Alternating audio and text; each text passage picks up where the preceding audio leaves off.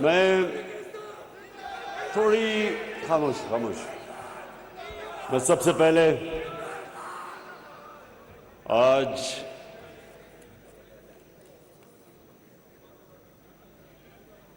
Opposition parties کا دل سے شکریہ ادا کرنا چاہتا ہوں۔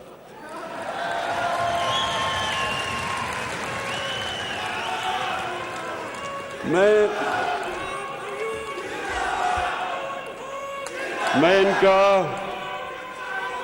ان کا اس لیے شکریہ ادا کرنا چاہتا ہوں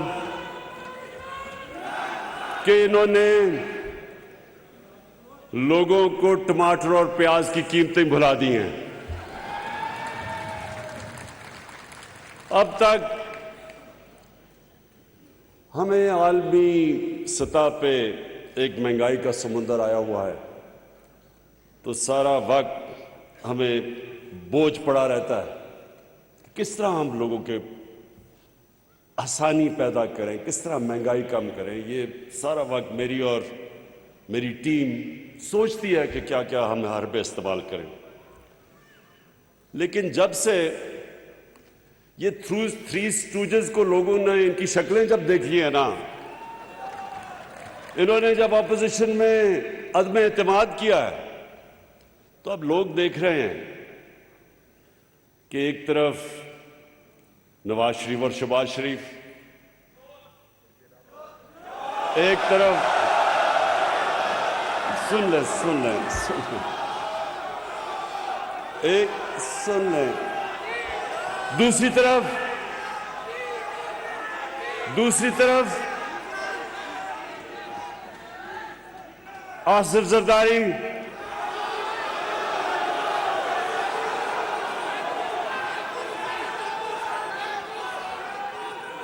میں نے ایک منٹ سنیں میں نے یہ اپنے لوگوں سے کہا، میں نے کہا دیکھو انہوں نے میرے لیے اتنا میرے اوپر احسان کیا ہے کہ میں ان کو اب برا بھلا نہیں کہنے لگا، صرف تو ایک طرف سن تو لو، ایک طرف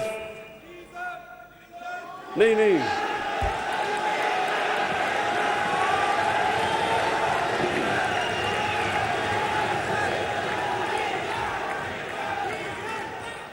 میں سب کو اب ذرا سنیں تو لے، مجھے ان کا شکریہ تو ادا کرنے دیں۔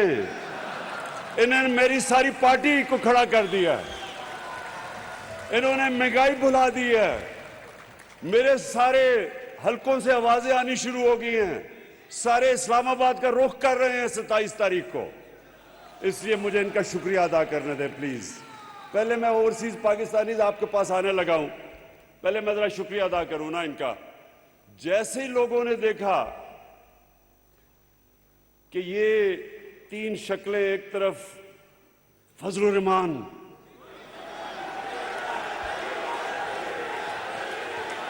سن لیں اب ذرا سنیں اچھا میں سوچ رہا تھا کہ 10 دنوں میں ایک دم یہ ملک بدل کیسے گیا ہے۔ میں نے بڑا رات کو سوچا، میں نے کہا یہ ہوا کیا ہے کہ ایک دم ساری میری پارٹی کھڑی ہو گئی، سارا ملک سب کچھ مہنگائی بھول گیا ہے۔ پھر میں نے جب غور کیا تو اب دیکھیں ہوا کیا ہے۔ کرنا تو سب اللہ کا ہے، ایک پلان انسان بناتا ہے، دوسرا اللہ بناتا ہے، سب جانتے ہیں کامیاب ایک ہی ہوتا ہے۔ تو انہوں نے تو اب یہ جب تین اکٹھے ہوئے تھری اسٹوجز، تو جو نون لیگ ہے، نواز شریف کے لوگوں کو انہوں نے 20 سال یہ بتایا کہ زرداری سے کرپٹ آدمی پاکستان میں کوئی نہیں ہے، 2 دفعہ اسے جیل میں ڈالا۔ ادھر زرداری نے پیپلز پارٹی کو یہ بتایا کہ نواز شریف سے کرپٹ آدمی کوئی نہیں ہے، اس کے اوپر ہدایبہ پیپر مل کا کیس بنایا۔ وہ کیا تھا کہ یہاں سے منی لانڈرنگ کر کے، چوری کر کے پیسہ باہر لے کے جاتے تھے، ادھر فیک اکاؤنٹ سے واپس پیسہ لے کے آتے تھے، یہ کیس تھا۔ یہ زرداری نے اس کے اوپر بنایا تھا شریفوں پہ۔ اور فضل الرحمان کو ڈیزل نون لیگ نے شروع کیا تھا کہنا۔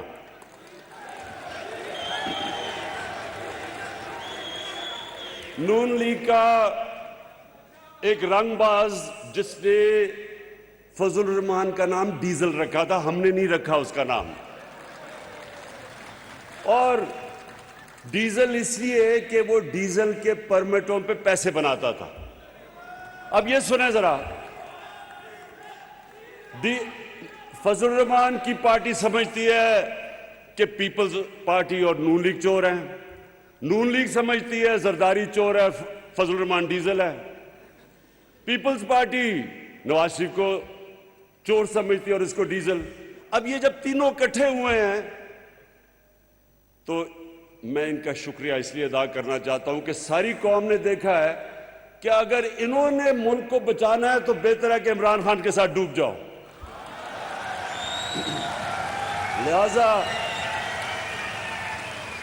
لہذا بہت بہت شکریہ.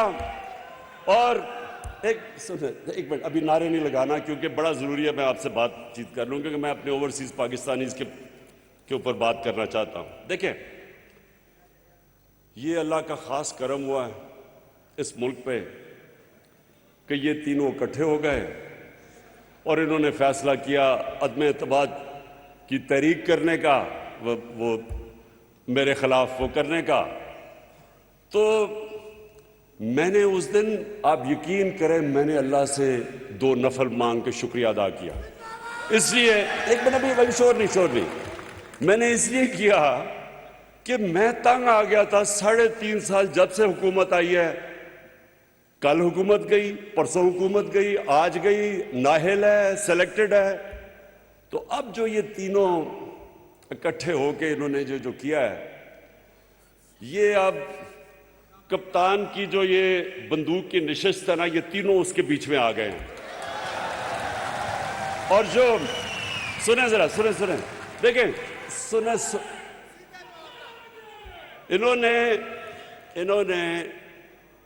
انہوں نے وہ کام کر دیا کہ میں دعا کر رہا تھا کہ اللہ یہ غلط فہمی میں پڑھ کے کہ جی شاید قوم ان کے ساتھ کھڑی ہو جائے گی. یہ پاکستانی قوم کو جانتے نہیں ہیں کیونکہ انہوں نے کسی نے سیاست تو صحیح کی نہیں ہے. نواز شریف وہ جنرل جنانی کے چھتوں پہ سریا لگاتے لگاتے وزیر اعلیٰ اور وزیر وہ بن گیا. شہباز شریف ٹوکرے کا پھل لے کے جاتا تھا رشوت دینے کے لیے، وہ اوپر آ گئے. انہوں نے محنت کون سی کی ہے؟ ان کو تو باہر سے اٹھا کے سلیکٹ کر کے ان کو بنا دیا. زرداری نے ایک جعلی پرچہ دکھا کے وہ بن گیا. انہوں نے محنت کب کی ہے؟ اور فضل الرحمان 30 سال سے دین کو بیچ رہا ہے، انہوں نے کیا محنت کی ہے؟ ہم یہ ابھی آپ نے پوری فلم دیکھی، ایک پارٹی نے گراس روٹ سے کھڑے ہو کے تھوڑے سے لوگوں کے کیمپین کر کے عوام میں جا کے محنت کر کے مارے کھا کے مشکلیں دیکھ کے ہم یہاں پہنچے ہیں. یہ کبھی بھی ہمارا مقابلہ نہیں کر سکتے. اور عوام کی ایک چیز یہ سمجھ جائیں، لوگ مشکل وقت، عالمی مہنگائی، اس کے اندر لوگ مشکل میں تو ہیں، لیکن یہ ان کو غلط فہمی ہوگی ہے کیونکہ لوگ مشکل میں ہیں، لوگ ان 3 چہروں کی کرپشن بھول چکے ہیں، یہ غلط فہمی میں پڑ گئے اور یہ کپتان کے ٹریپ میں آ گئے ہیں. اب انشاءاللہ آپ دیکھیں گے یہ کیا ہوتا ہے ان کے ساتھ. میں یہ پیشن گوئی کرتا ہوں کہ یہ صرف عدم اعتماد ان کی فیل نہیں ہوگی، ان کی 2023 کی الیکشن بھی گئی. اچھا، میں ذرا اب اوورسیز پاکستانی دیکھیں، کیونکہ میں بھی کوئی 20 سال اوورسیز پاکستانی رہا ہوں. میں باہر کرکٹ کھیلتا تھا، باہر کمائی کرتا تھا. میرا کرکٹ کی وجہ سے اور پھر شوکت خانم کی وجہ سے میرا سب سے زیادہ اوورسیز پاکستانیز کے ساتھ رابطہ رہا. میں ان کی مشکلیں جانتا ہوں، میں ان کی کنٹریبیوشن جانتا ہوں. میں یہ جانتا ہوں کہ جب یہ ایک پاکستانی ملک سے باہر جاتا ہے تو اس کو اپنا ملک یاد آتا ہے، اس کو پھر اپنے ملک کی صحیح معنی میں پتہ چلتا ہے کہ یہ ملک کتنا بڑا اللہ کا تحفہ ہے. پھر وہ اندر سے اس کو تکلیف ہوتی ہے کہ ہمارا ملک کیوں نہیں اوپر جاتا، دنیا اوپر جا رہی ہے، ہمارا ملک کیوں پیچھے رہ گیا، اس کو درد ہوتی ہے اس کی۔ وہ جب دیکھتا ہے کہ ہمارے لیڈر چوری کر کر کے پیسہ لندن میں بڑے بڑے محلات لیتے ہیں، اس کو زیادہ تکلیف ہوتی ہے، کیونکہ اس نے محنت سے پیسہ کمایا ہوتا ہے۔ انہوں نے 12 گھنٹے کام کیے ہوتے ہیں جب باہر جا کے کہ اپنے بیوی بچوں کا پیٹ پالے، ان کو اچھے اسکولوں میں پڑھائیں، ان کی تعلیم دے۔ اس لیے وہ جب دیکھتے ہیں کہ لندن کے سب سے مہنگے علاقے میں، مے فیئر میں، جب یہاں سے چوری کر کے پیسہ وہاں لے کے جاتے ہیں، بڑے بڑے محلوں میں رہتے ہیں، بڑی بڑی گاڑیاں چلاتے ہیں، کسینوز میں رات کو یہ بھرے ہوئے ہوتے ہیں، جوا کھیلتے ہیں، تکلیف ہوتی ہے۔ وہ محنت کرتے ہیں، یہ اپنے ملک کا چوری کا پیسہ باہر لے کے جاتے ہیں، ہمارے بیرون ملک پاکستانی وہاں سے کمائی کر کے پاکستان پیسہ بھیجتے ہیں، جس کی ابھی اسد عمر نے آپ کو بتایا کہ ریکارڈ ریمیٹنسز آئی ہیں ہمارے دور میں، اور اس کے اوپر ہمارا ملک چل رہا ہے۔ تو یہ وہاں محنت کر کے پیسہ پاکستان لائیں، وہ یہاں سے چوری کر کے منی لانڈرنگ کر کے پیسہ باہر لے کے جائیں اور عیاشی کریں وہاں، یہ اور ان کے بچے، ان کو تکلیف ہوتی ہے۔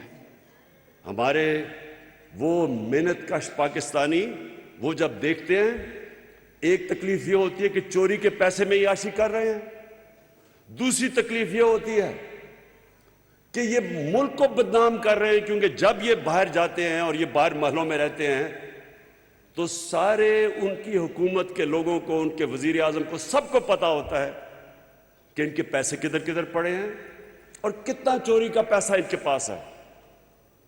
آج روسیوں کا جو روس کے بڑے بڑے بزنس مین ہیں، جن کو اولیگارکس کہتے ہیں، ان کے سارے پیسے ضبط ہو رہے ہیں، ان کے آف شور اکاؤنٹ ضبط ہو رہے ہیں، کیونکہ ان کو غصہ ہے روس کے اوپر۔ اس کی وجہ سے یہ ان کے ساری پراپرٹیز، اثاثے، جائیداد وہ ضبط کر رہے ہیں، اور ان کو بھی یہی ڈر ہے۔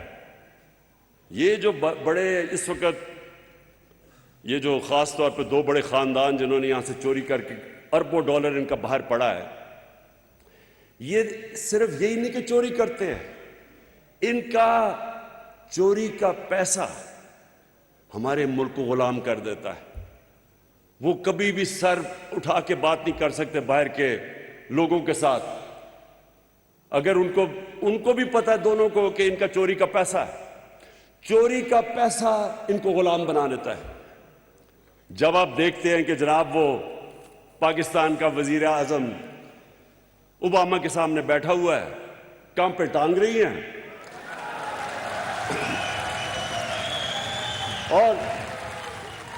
اور جی کہ ناراض نہ ہو جائے، وہ میرے منہ سے کوئی غلط نہ نکل جائے، اور غلط کیا نکلے کہ وہ اوباما کو مسز اوباما کہہ دیتا ہے غلطی میں، گھبرا کے۔ تو یہ اس لیے ہوتا ہے کیونکہ ان کو پتہ ہے کہ جس وقت وہ چاہے منی لانڈرنگ میں وہ ان کو پکڑ سکتے ہیں، اور یہ وجہ ہے کہ 22 کروڑ کے لوگوں کو یہ غلام بنا دیتے ہیں۔ مجھے یہ بتائیں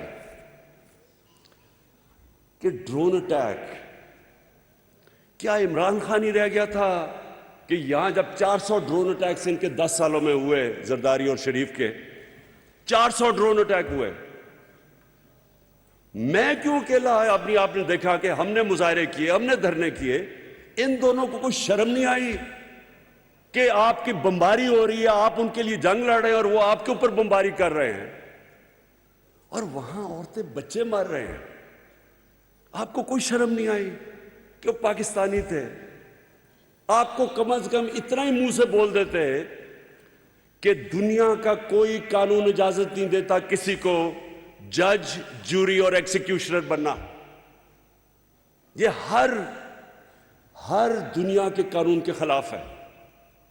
اور میں جب مثال دیتا ہوں لوگوں کو کہ ہمارا جو دہشت گرد بیٹھا ہے لنڈن ایجوے روڈ پہ، اگر ہم اس کے اوپر ڈرون اٹیک کر کے مارے وہ اجازت دیں گے؟ نہیں دیں گے وہ، کیونکہ ان کو ملک میں قانون ہے، وہ اپنے ملک میں کسی کو قانون توڑنے نہیں دیتے۔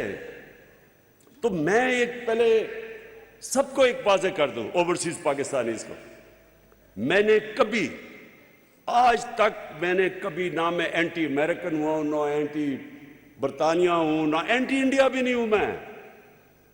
وہ تو کوئی جاہل آدمی ہو جو ایک پورے ملک کے خلاف ہو جائے، اس سے تو بیوقوف آدمی نہیں ہو سکتا، کیونکہ ہر قسم کے لوگ بستے ہیں ملک کے اندر۔ آپ ایک ملک کے اینٹی کیسے ہو سکتے ہیں؟ آپ ان کی پالیسیز کے اینٹی ہو سکتے ہیں۔ امریکہ کی وار آن ٹیرر کے میں پہلے دن سے خلاف تھا، میں ہمیشہ خلاف رہوں گا۔ میں ان کی میں عراق کی جنگ کے خلاف میں نے لنڈن کے اندر مظاہرے میں نے ڈیمونسٹریشن کے اندر شرکت کی ہے۔ برطانیہ کے اندر لوگوں لاکھوں لوگ انہوں نے مخالفت کی جو کہ عراق کی جنگ میں جا رہا تھا ایک جھوٹ کے اوپر، ویپنز آف میس ڈسٹرکشن پہ، میں نے ان کے ساتھ شرکت کی۔ تو برطانیہ میں آپ کیسے کہہ سکتے کہ میں اینٹی یو کے ہوں، کیونکہ ان پر بہت بڑی اکثریت نے اس کی مخالفت کی تھی۔ آج ہندوستان کے اندر جو یہ ہندوتا، ان کی جو یہ فلسفی ہے کہ ہندو ریس صرف انڈیا ہندوؤں کے لیے، باقی وہ برابر کے شہری نہیں، مسلمان خاص طور پر مسلمان اور پھر کرسچنز، تو یہ تو مجھے پتہ ہے، میں انڈیا کو بڑی اچھی طرح جانتا ہوں۔ بہت بڑے پڑھے لکھے لوگ ہندوستان کے اس کی مخالفت کر رہے ہیں۔ وہ سمجھتا ہے کہ نریندر مودی کی جو پالیسیز ہیں وہ ہندوستان کو تباہی کی طرف لے کے جا رہی ہیں۔ بہت بڑے لوگ ہیں ایسے، ڈرے ہوئے ہیں اس وقت، کیونکہ فیشزم ہے وہاں، خوف ہے وہاں، میڈیا کے اوپر خوف ہے، ججز کے اوپر خوف طاری کیا ہوا انہوں نے، ایک فیشسٹ گورنمنٹ ہے وہاں۔ لیکن میں اینٹی انڈیا تو نہیں ہوں، ہم بھی دعا کرتے ہیں کہ وہاں کوئی صحیح لیڈرشپ آئے تاکہ وہ ہندوستان میں کشمیریوں کا حقوق دے، وہاں مسلمان ہیں وہاں ان کو برابر کا شہری بنائے، ہم بھی یہ دعا کرتے ہیں۔ اور اگر وہ کشمیر میں جو انہوں نے قدم اٹھایا تھا 5 اگست 2019 کا وہ واپس لیتے تو ہم پھر ان سے اپنے تعلقات نارمل کر سکتے اور بات چیت پہ مسئلے حل کر سکتے ہیں۔ تو میری مخالفت تو یہ تھی کہ آپ نے اپنے لیے اور قانون بنائے ہوئے ہیں، اپنے ملک میں تو آپ اجازت نہیں دیتے یہ بمباری کر کے لوگوں کو دہشت گردی کے خلاف جنگ اور جج جوری ایکسیکیوشنر، تو ہمارے ملک میں آپ یہ کہہ رہے ہیں 400 ڈرون اٹیکس، کتنے لوگ اس میں مارے گئے، کتنی عورتیں بچے مارے گئے، اور ذمہ داری کس کی تھی؟ ان دونوں کی۔ اور یہ دو کیوں نہیں بولتے تھے؟ کیونکہ یہ اپنے پیسے کے غلام ہیں۔ اگر چوری کے ان کو اتنا پیسے سے پیار ہے، یہ اس ملک کو بیچ دیں گے اپنے پیسے کو بچانے کے لیے۔ انہوں نے جو ہندوستان سے نواز شریف نے جو کیا ہے، آپ سوچیں کہ ہندوستان کے پرائم منسٹر سے برکا دت بڑی صحافی ہے، اس نے مجھے اپنی کتاب بھی دی ہوئی ہے، اس نے کہا کہ اپنی فوج سے ڈر کے نریندر مودی سے نواز شریف چھپ کے میٹنگ کر رہا ہے، اپنی فوج سے ڈر کے۔ یعنی یہ سوچے، اس سے ذرا غور کریں نا۔ آج اگر پاکستان کی فوج ماشاءاللہ ایک دنیا میں مسلمان دنیا کی سب سے طاقت ترین فوج نہ ہوتی تو ملک کے 3 ٹکڑے ہو چکے ہوتے۔ آج آپ ذرا حال تو دیکھیں، ایک منٹ سنیں ذرا، مسلمان دنیا کے حال دیکھیں، آگ لگی ہوئی ہے، تباہ ہو چکے ہیں۔ سیریا کو لو، شام لو، لیبیا لو، افغانستان سے کیا ہوا ہے، عراق میں کیا ہوا، صومالیہ میں کیا ہوا، یمن میں، ساری دنیا میں عذاب آیا ہوا ہے۔ پاکستان کو اللہ نے بچایا ہوا ہے، کیوں؟ کیونکہ ماشاءاللہ ایک ملک کی ایسی فوج ہے جو اپنے ملک کی دفاع کر سکتی ہے۔ اور اس فوج کے پیچھے اب ذرا سنیں، یہ دو میمو گیٹ کیا تھا؟ زرداری وہاں حسین حقانی جو ایمبیسڈر اس نے رکھا ہوا تھا امریکہ میں، وہ جا کے میسج دیتا ہے امریکن فوج کے ہیڈ کو کہ زرداری کو پاکستانی فوج سے بچا لو. یہ میمو گیٹ تھا. اب حیرت سوچے نا کہ ایک آدمی ان کو یہ کہتا ہے کہ اپنی فوج سے اس کو ایمبیسڈر کہتا ہے کہ اپنی فوج سے پاکستان کی فوج سے زرداری کو بچا لو, اور دوسری طرف نواز شریف ڈان لیگز کیا تھی, ہندوستان کو پیغام دے رہے ہیں کہ جناب اپنی فوج کو, اپنی ہندوستان کو یہ پیغام دے رہا ہے کہ ہماری فوج غلطیاں کر رہی ہے لیکن نواز شریف آپ کے ساتھ ہے. وہ اوہو بس بس بس بس بس سنیں, وہ ہر جگہ نریندر مودی پاکستانی فوج, جب پچھلا آرمی چیف تھے رحیل شریف, ہر فورم پہ وہ کہتا تھا کہ دہشت گردوں کا سردار ہے, اور نواز شریف کو کہتا تھا یہ تو بڑا اچھا ہمارا دوست ہے. آپ سوچیں کہ مجھے کوئی کہے کہ آرمی چیف, کوئی باہر کا لیڈر کہے کہ آرمی چیف آپ کا دہشت گرد ہے اور عمران خان بہت اچھا ہے, میں اپنی توہین سمجھوں گا.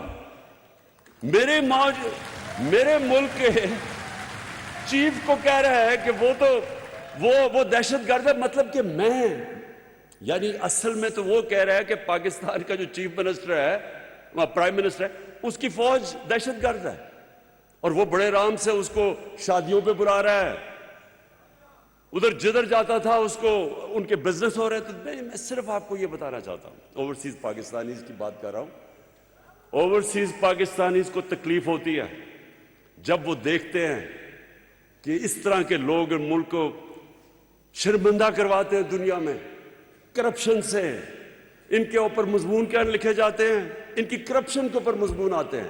جب ان کے اوپر ایک آرٹیکل چھپتا ہے انگلینڈ کے مین اخبار میں, جدھر زرداری جا کے ہاتھ ملا رہا ہوتا ہے ان کے پرائم منسٹر سے, اور نیچے کیپشن یہ ہوتی ہے کہ وہ اپنے پرائم منسٹر کو کہہ رہے ہوتے ہیں کہ دیکھ کے کہ تمہاری انگلیاں نہ چوری کر لیں ہاتھ ملاتے ملاتے. یہ ملک کا پرائم, یہ سن لیں, یہ اس لیے ہمارے ملک کے اندر, ہمارے ملک کو وہ اس کا وہ وقار نہیں بنا, اس کا مقام نہیں بنا, کیونکہ اس طرح کے لوگ تھے. مجھے کئی اختلافات ہیں ذوالفقار علی بھٹو سے, کئی چیزوں انہوں نے بڑی غلط کی, لیکن میں آج یہ کہتا ہوں کہ وہ ایک خوددار لیڈر تھا.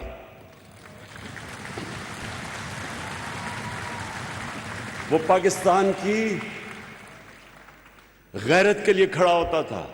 اس نے اسلامک کانفرنس بنائی, مسلمان دنیا میں لوگوں کو اکٹھا کیا. وہ کسی کا غلام نہیں تھا, اور اس لیے لوگوں کو اس کے اوپر فخر تھا. ہم پاکستانی 22 کروڑ عوام ہیں. ہمیں یہ بتایا گیا ہے پچھلے 30 سالوں میں کہ جی اگر تو ہم امریکہ ہمارے سے ناراض ہو گئے تو تب ہم ختم ہو جائیں گے, اگر جی فلانا ہمارے سے ناراض ہو گیا تو ہم ایسے کر کے ہمیں رکھ دیا. دیکھیں, میں جب کرکٹ کیپٹن تھا, میں صرف آپ کو ایک بات بتانا چاہتا ہوں. میں جب شروع کی کرکٹ تو ہماری ٹیم کاؤنٹی کرکٹ سے کھیل کے بڑے اچھے کھلاڑی تھے ہمارے, لیکن ان دنوں میں نئی ہمیں آزادی ملی تھی انگریز سے. تو ہمارے ٹیم کے جو سینئرز تھے ان کے ذہن میں ایسی احساس کمتری تھی کہ میں جب شروع میں ٹیم میں آیا تو مجھے سینئر پلیئر کہہ رہے جی انگریز سے ہم نہیں جیت سکتے, ان کی تو ٹیکنیک اتنی اچھی ہے, ان کی کرکٹ اتنی اچھی ہے, ہم تو سیکھنے آئے ہیں ٹور پہ, ہم ان سے جیت نہیں سکتے. اس کا نتیجہ یہ ہوتا تھا کہ ہم جیتے ہوئے میچ ہار جاتے تھے, کیونکہ پہلے سے ہی ہارے ہوئے ہوتے تھے میچ میں سے پہلے کہ ہم تو جی ان سے جیت نہیں سکتے. ہم جب جیتنا شروع کیا تو ہماری ٹیم اتنی اچھی نہیں تھی, اچھے ہمارے کھلاڑی نکل گئے تھے جب تک میں کیپٹن بنا, لیکن کیونکہ ہم نے احساس کمتری ختم کی تھی, میں نے اپنی ٹیم کو ایک چیز سمجھائی تھی کہ جب آپ قدم رکھتے ہیں تو جب آپ ٹیم میدان دیکھتے ہیں تو پہلے ذہن میں ڈالو کہ یہاں کوئی بھی نہیں جو مجھے ہرا سکتا ہے. جب تک آپ کا یہ ذہن نہیں ہوتا آپ جیت نہیں سکتے. اسی طرح قوم ہوتی ہے, اگر قوم کے اندر آپ ڈال دیں جس طرح یہ انہوں نے 10 سال اپنے ملک کے اوپر ہی بمباری کروائی، اپنے لوگ مروائے، اور ڈرے ہیں بات کرتے ہوئے کہ جی وہ ناراض نہ ہو جائے امریکہ۔ دیکھیں، امریکہ کے لوگوں کو پتہ ہے کہ جب کوئی اپنے ملک کے مفادات کے لیے کھڑا ہوتا ہے وہ اس کی عزت کرتے ہیں، جب وہ ان کے پیروں میں گر جاتا ہے وہ اس کو استعمال کرتے ہیں۔ ہم 80 کی دہائی میں ہم نے امریکہ کے ساتھ مل کے افغان جہاد لڑی، جیسے وہ جہاد ختم ہوئی 8-9 سال کے بعد روس سوویت یونین ہار گئی، ہمارے اوپر سینکشنز لگا دی انہوں نے۔ اس کے بعد پھر جب 9/11 کے بعد ان کو ہماری ضرورت پڑی، جارج بش نے کہا کہ میں کبھی پاکستان، اس نے ہمیں کہا کہ اب اس باری ہم پاکستانی کو ابینڈن نہیں کریں گے، پہلے ہمارے سے غلطی ہوئی اب نہیں کریں گے۔ جو ہمارے ملک کو ذلت اٹھانی پڑی، یہ جو وار آن ٹیرر کے اندر 80,000 پاکستانی مرا، 80,000 پاکستانیوں کی جانیں گئی، اکانومی اجڑ گئی، قبائلی علاقہ تباہ ہو گیا، 35 لاکھ لوگوں نے نقل مکانی کی، کسی نے ہمارا شکریہ ادا بھی نہیں کیا، کسی نے یہ بھی نہیں کہا کہ پاکستانیوں آپ نے ہمارے لیے قربانی دی۔ ان کی غلطی نہیں ہے، ہماری غلطی ہے۔ اگر ہم استعمال ہونا چاہیں دنیا ہمیں استعمال کرے گی، اگر ہم اپنی عزت نہیں کریں گے دنیا عزت نہیں کرے گی۔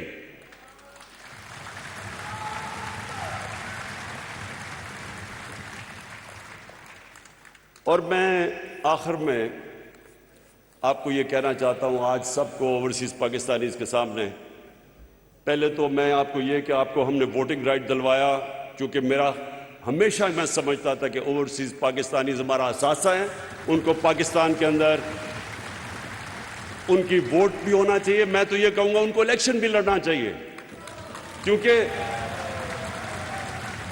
جو لوگ ہمارے ملک میں پیسہ بھیجتے ہیں، ملک ان کی ریمیٹنسز پہ چلتا ہے، ان کو کیوں نہیں شرکت کرنی چاہیے پاکستان کی پالیٹکس میں؟ اگر لوگ ان کو ووٹ دینا چاہتے ہیں تو ان کو دیں ووٹ۔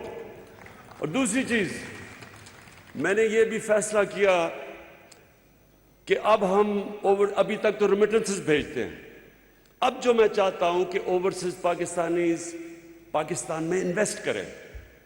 اس کے لیے ہم نے کیا کیا کہ جو بھی آپ جوائنٹ وینچر کریں گے پاکستانیوں کے ساتھ، یعنی اوورسیز پاکستانی جوائنٹ وینچر یہاں کریں گے، یا آپ کوئی انویسٹمنٹ کریں گے انڈسٹری میں انویسٹمنٹ کریں گے، 5 سال تک آپ کو ٹیکس ہالیڈے ملے گا۔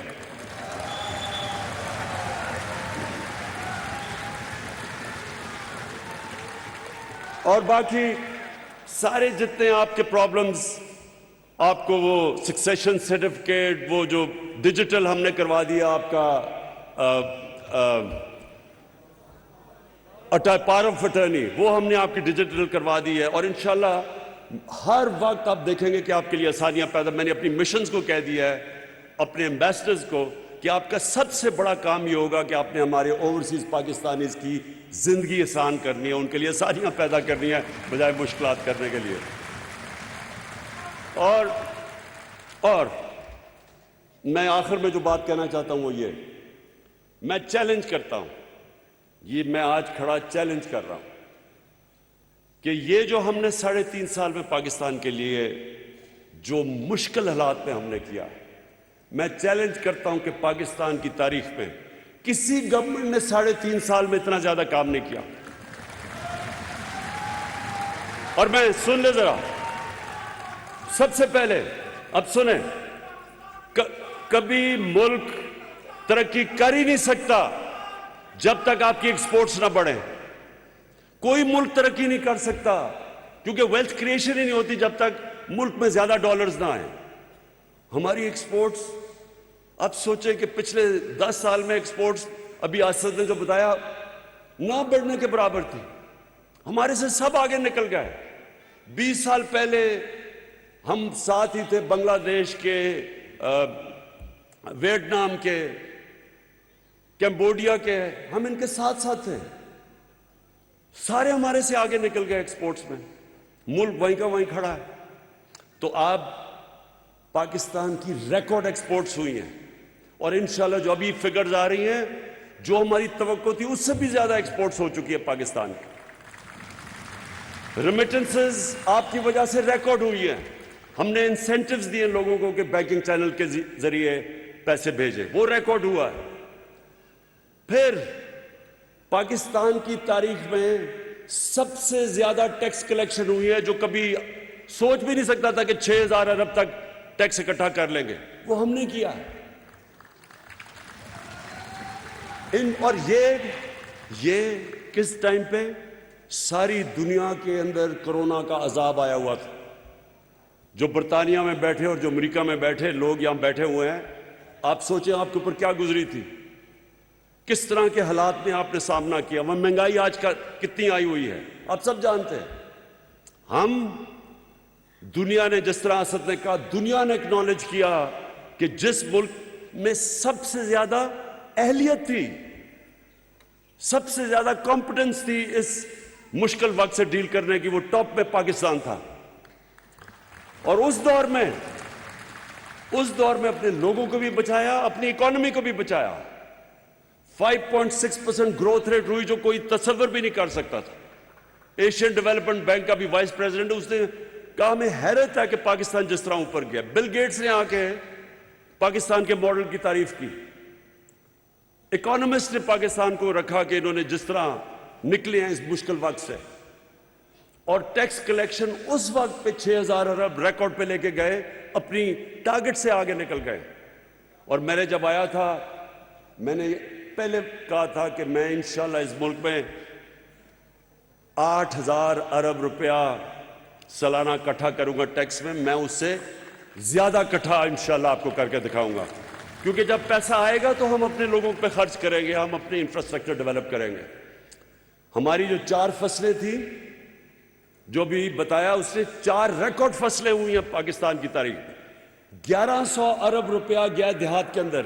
65% पाकिस्तान देहात में है। कभी पाकिस्तान के देहात में इतना ज्यादा पैसा नहीं गया। उनको कीमत भी मिली और फसल भी रिकॉर्ड हुई और कीमत भी किसानों को मिली। कभी ऐसे कीमत नहीं मिली। हां, महंगाई हुई, लेकिन जो उनको इजाफी पैसा गया 1100 अरब रुपया, जो इस वक्त खुशहाली वो रिफ्लेक्ट होता है। Record motorcycle sales, record tractor sales, record गाड़ियों की सेल्स, क्योंकि लोगों के पास पैसा आया है। रिकॉर्ड इस वक्त टेक्सटाइल इंडस्ट्री ने सारे रिकॉर्ड तोड़ दिए हैं। हम जब आए थे, टेक्सटाइल इंडस्ट्री फैसलाबाद में बंद पड़ी थी। टेक्सटाइल इंडस्ट्री को रियल एस्टेट में कन्वर्ट कर रहे थे लोग। आज मजदूर नहीं मिलते टेक्सटाइल इंडस्ट्री के लिए। सारी पुरानी इंडस्ट्री चलनी शुरू हो गई है। ये हमारी पॉलिसीज की वजह से हुआ। आईटी, सारी दुनिया आगे निकल गई है, इंफॉर्मेशन टेक्नोलॉजी में हमें पीछे छोड़ गई। सिर्फ 2 सालों में 75% इंक्रीज आया हमारा आईटी के अंदर, क्योंकि हमने पॉलिसीज चेंज कर दी है। कंस्ट्रक्शन में हमने अपने लोगों को बचाया। 1500 अरब रुपया कभी भी इतना ज्यादा कंस्ट्रक्शन में जनरेट नहीं हुआ जो रिलेटेड इंडस्ट्रीज थी। तो मैं आज ये जो सारी ऑपोजिशन को चैलेंज करता हूं, किसी चीज में हमारा मुकाबला करो, हर चीज में हम तुम्हारे से आगे हैं। कहते जी बड़ी महंगाई है। जब ये तीनों बारियां ले रहे थे, पीपल्स पार्टी का जब दौर था, तो तीनों ही पावर में थे, क्योंकि उन्होंने मुख पुकार करके 10 साल हुकूमत की है। जो पीपल्स पार्टी का 5 साल का दौर था, उसमें हमारे से ज्यादा महंगाई थी। उसके बावजूद कि दुनिया में वो महंगाई नहीं जो आज है। अमेरिका में 40 साल के बाद इतनी महंगाई हुई है, बर्तानिया में 30 साल के बाद।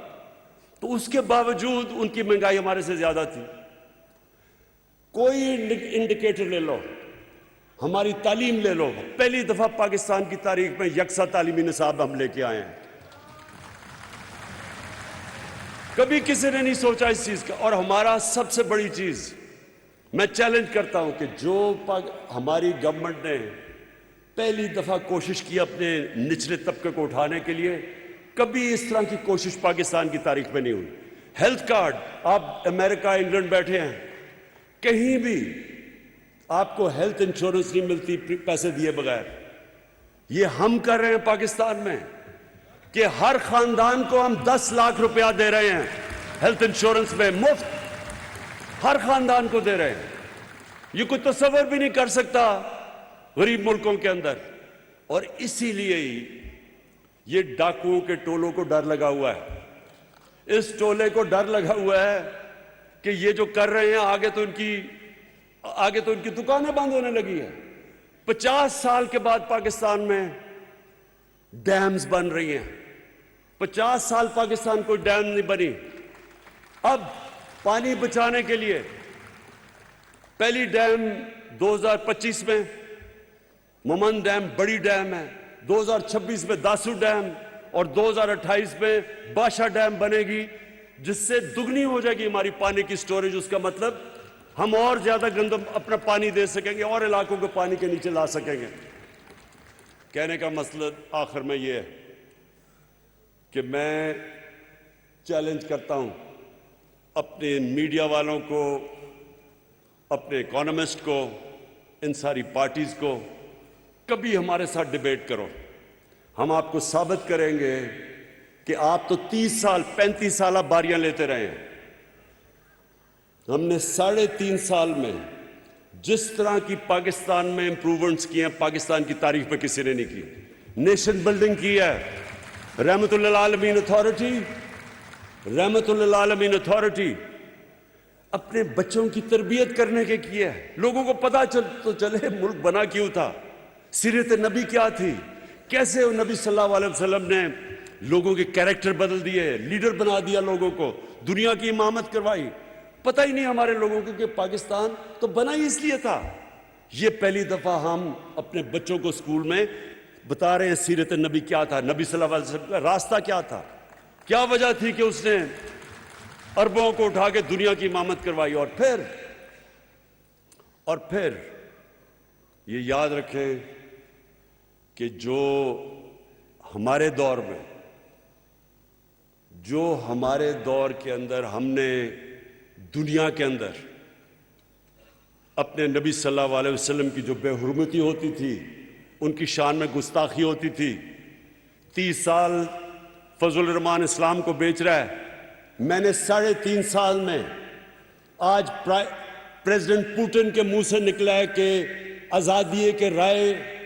آزادی صحافت کے نام پہ آپ نبی صلی اللہ علیہ وسلم کی شان میں گستاخی نہیں کر سکتے. جسٹن ٹروڈو کینیڈا کا پرائم منسٹر جسٹن ٹروڈو نے اس نے سٹیٹمنٹ دیا ہے کہ آپ آزادی ہے رائے کا نام اس کی پیچھے ہمارے نبی صلی اللہ علیہ وسلم کی شان میں گستاخی نہیں کر سکتے. یہ پہلی دفعہ ہوا ہے. یہ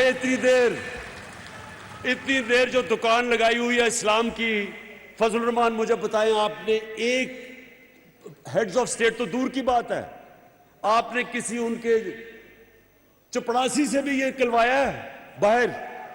آپ کو پتہ ہے آج یونائٹڈ نیشنز کے اندر, یہ میں آپ کو بتانا چاہتا ہوں کہ آج یونائٹڈ نیشنز کے اندر آج ڈیبیٹ ہو رہی ہے اور ریزولوشن پاس ہوگا اسلامو فوبیا کے خلاف. یہ ہماری وجہ سے ہے. آپ بیرون ملک پاکستانیوں کو پتہ ہے اسلامو فوبیا کیا ہے, یہاں تو لوگوں کو نہیں پتا. وہ جو آپ باہر رہتے ہیں آپ کو پتہ ہے کہ کئی دفعہ سر کور کیا ہوا ہے اور سڑکوں کے اوپر برا بھلا کو کہتے ہیں. کوئی بات نہیں کرتا تھا آج تک. یہ ہم نے, مجھے فخر ہے کہ یو این میں, OIC میں, دنیا میں نے اس چیز کو اٹھایا, اور آج انشاءاللہ یونائٹڈ نیشنز کی جنرل اسمبلی میں ریزولوشن پاس کی جائے گی اسلامو فوبیا کے خلاف. میں پھر سے آخر میں اوورسیز پاکستانیز کو یہ یقین دلانا چاہتا ہوں کہ میری گورنمنٹ آپ کو اس ملک کا سب سے بڑا اثاثہ سمجھتی ہے, اور ہم پوری کوشش کریں گے آپ کی بہتری کے لیے, آپ کی آسانیاں کے لیے, اور آپ کو کیسے کہ پاکستان میں آپ انویسٹ کر سکتے اور اپنا بھی فائدہ اور ملک کا بھی فائدہ کروا سکتے ہیں. شکریہ. پاکستان تحریک انصاف کے زیر اہتمام اوورسیز کنونشن سے وزیر اعظم عمران خان خطاب کر رہے تھے. انہوں نے کہا کہ پاکستان تحریک انصاف کی حکومت کے لیے اوورسیز پاکستانی ایک بڑا اثاثہ ہے.